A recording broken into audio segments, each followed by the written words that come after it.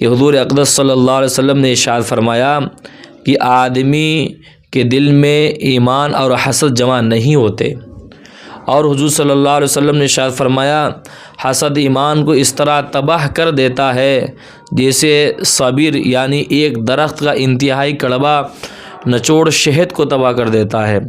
لک الحمد یا رسول اللہ والصلاة والسلام علی اشرف الانبیاء والمرسلین، اما بعد، ان اللہ وملائکتہ یصلون علی النبی یا ایھا الذین آمنوا صلوا علیہ وسلموا تسلیما۔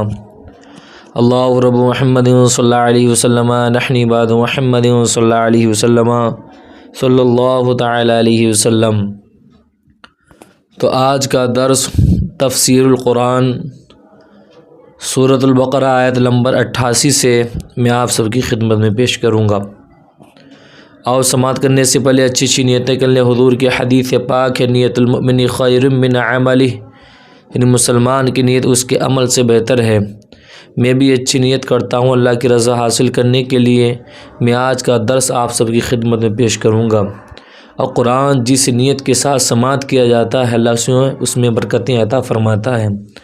آپ سبھی کا ہمارے YouTube channel Barkati online academy سے جڑنے کے لیے آپ سبھی کا بہت بہت شکریہ۔ اللہ آپ سب کو جزائے خیر عطا فرمائے، دارین کی نعمتوں سے مالا مال فرمائے۔ تو سماعت کریں۔ بسم اللہ الرحمن الرحیم۔ وقالوا قلوبنا غلف بل لعنهم اللہ بکفرہم فقلیلا ما یؤمنون۔ ترجمہ، اور یہودیوں نے کہا ہمارے دلوں پر پردے پڑے ہوئے ہیں، بلکہ اللہ نے ان کے کفر کی وجہ سے ان پر لعنت کر دی، تو ان میں سے تھوڑے لوگ ہی ایمان لاتے ہیں۔ قلوبنا غلف، ہمارے دلوں پر پردے ہیں۔ یہودیوں نے مذاق اڑانے کے طور پر کہا تھا کہ ہمارے دلوں پر پردے پڑے ہوئے ہیں۔ ٹھیک ہے، ان کی مراد یہ تھی کہ حضور اقدس صلی اللہ علیہ وسلم کی ہدایت ان کے دلوں تک نہیں پہنچتی۔ اللہ تعالیٰ نے اس کا رد فرمایا کہ یہ جھوٹے ہیں۔ اللہ تعالیٰ نے دلوں کو فطرت پر پیدا فرمایا اور ان میں حق قبول کرنے کی صلاحیت رکھی ہے۔ یہودیوں کا ایمان نہ لانا اور ان کے کفر کی شامت ہے کہ انہوں نے سید المرسلین صلی اللہ علیہ وسلم کی نبوت پہچان لینے کے بعد انکار کیا، تو اللہ تعالیٰ نے ان پر لعنت فرمائی اور اس کا یہ اثر کہ وہ قبول حق کی نعمت سے محروم ہو گئے۔ آج بھی ایسے لوگ ہیں جن کے دلوں پر عظمت رسالت سمجھنے سے پردے پڑے ہوئے ہیں۔ اور فرمایا وَلَمَّا جَاءَهُمْ كِتَابٌ مِّنْ عِندِ اللَّهِ مُصَدِّقٌ لِّمَا مَعَهُمْ وَكَانُوا مِن قَبْلُ يَسْتَفْتِحُونَ عَلَى الَّذِينَ كَفَرُوا فَلَمَّا جَاءَهُم مَّا عَرَفُوا كَفَرُوا بِهِ فَلَعْنَةُ اللَّهِ عَلَى الْكَافِرِينَ۔ ترجمہ، اور جب ان کے پاس اللہ کی وہ کتاب آئی جو ان کے پاس موجود کتاب کی تصدیق کرنے والی ہے، اور اس سے پہلے یہ اسی نبی کے وسیلے سے کافروں کے خلاف فتح مانگتے تھے، تو جب ان کے پاس وہ جانا پہچانا نبی تشریف لے آیا تو اس کے منکر ہو گئے، تو اللہ کی لعنت ہو انکار کرنے والوں پر۔ مصدقن، تصدیق کرنے والی۔ قرآن پاک گزشتہ کتابوں کی تصدیق کرنے والی کتاب ہے کہ وہ کتابیں اللہ تعالیٰ کی طرف سے ہیں، اور تمام کتابوں نے قرآن کے نازل ہونے کی خبر دی تھی۔ قرآن کے آنے سے وہ خبریں سچی ہو گئیں۔ معرفو، جانا پہچانا نبی۔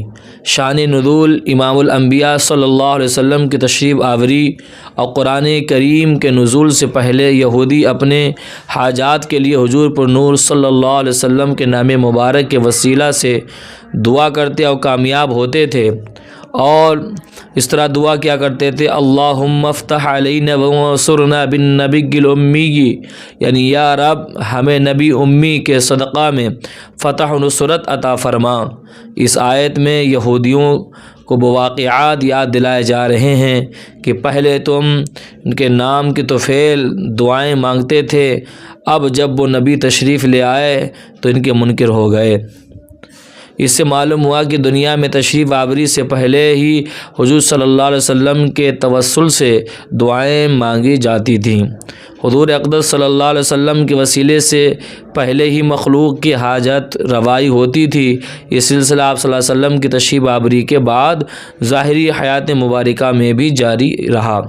صحابہ کرام رضی اللہ تعالی عنہم آپ صلی اللہ علیہ وسلم کے وسیلے سے دعائیں مانگتے تھے، بلکہ اپنے وسیلے سے دعا مانگنے کی تعلیم خود حضور پر نور صلی اللہ علیہ وسلم نے اپنے صحابہ کرام رضی اللہ تعالی عنہم کو دی، اور آپ صلی اللہ علیہ وسلم کے وصال ظاہری کے بعد بھی صحابہ کرام رضی اللہ تعالی عنہم کا یہ معمول رہا، اور سلف و صالحین کا یہ طریقہ تب سے اب تک جاری ہے اور انشاءاللہ ہمیشہ جاری رہے گا۔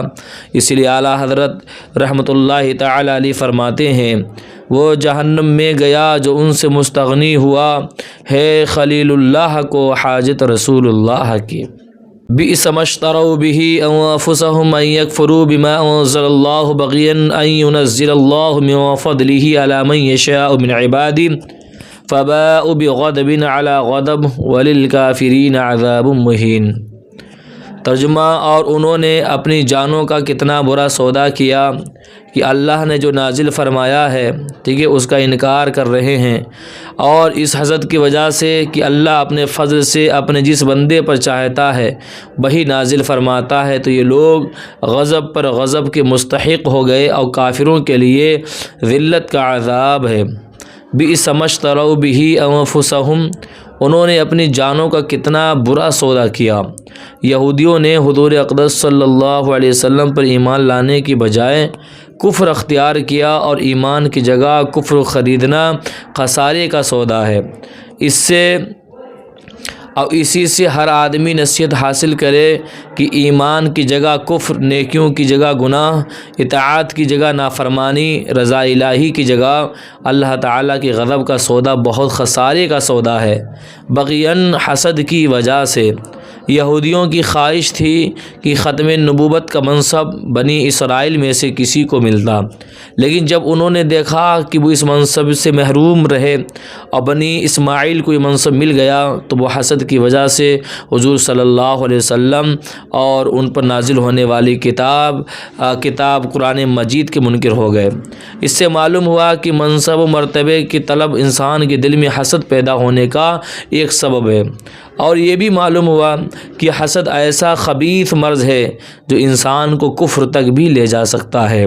حسد کی تعریف یہ ہے کہ کسی مسلمان بھائی کو ملنے والی نعمت چھن جانے کی آرزو کی جائے، اور ایسی آرزو کی برائی محتاج بیان نہیں۔ حضرت ابو ہریرہ رضی اللہ تعالیٰ عنہ سے روایت ہے کہ حضور اقدس صلی اللہ علیہ وسلم نے ارشاد فرمایا کہ آدمی کے دل میں ایمان اور حسد جمع نہیں ہوتے، اور حضور صلی اللہ علیہ وسلم نے ارشاد فرمایا حسد ایمان کو اس طرح تباہ کر دیتا ہے جیسے صبر یعنی ایک درخت کا انتہائی کڑوا نچوڑ شہد کو تباہ کر دیتا ہے۔ یاد رہے کہ حسد حرام ہے، اور اس باطنی مرض کے بارے میں علم حاصل کرنا فرض ہے۔ اس سے متعلق مزید تفصیل جاننے کے لیے امام غزالی رحمۃ اللہ علیہ کی مشہور کتاب احیاء العلوم کی 3 جلد میں موجود حسد سے متعلق بیان مطالعہ فرمائیں۔ بغضب علی غضب، تو یہ لوگ غضب پر غضب کے مستحق ہو گئے۔